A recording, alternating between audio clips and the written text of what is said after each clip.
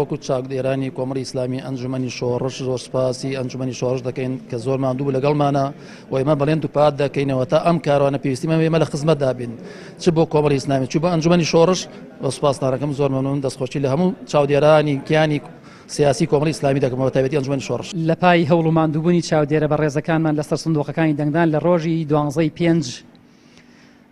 وەکو ئەنجومەنی شۆڕشی کۆمەڵی ئیسلامی کوردستان هەڵساین بە سازدانی ئێوارەخوانێک بۆ چاودێرانی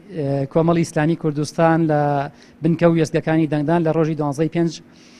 لێرەوە ئەمانەوێت سوپاس و پێزانینی خۆمان ئاراستەی سەرجەم کە دیرەماندونە ناسەکانی کۆمەڵی ئیسلامی کوردستان بکەین، سەرجەم هەوادارانی کۆمەڵی ئیسلامی کوردستان بکەین، سەرجەم دەنگدەرانی کۆمەڵی ئیسلامی کوردستان بکەین، بەتایبەت زۆر بەتایبەت سوپاس و پێزانینمان ئاراستەی چاودێرە بە ڕێزەکان بکەین کە لە ڕۆژی دەنگدانە شێرانە چوونە سەر سندوقەکانی دەنگدان و بەرگریان لە دەنگەکانی کۆمەڵی ئیسلامی کوردستان کرد. و هەروە بە دەرفەتی ئەزانم وەکو کاندیدی ژمارە 5 لە لیستی 104 کۆمەڵی ئیسلامی کوردستان ڕێز و سوپاسی خۆم ئاراستەی سەرجەم ئۆرگان و دەستگا و ناوەندەکانی کۆمەڵی ئیسلامی کوردستان بکەم کە لە درێژایی ماوەی بانگەشەی هەڵبژاردنە بێماندوو بوون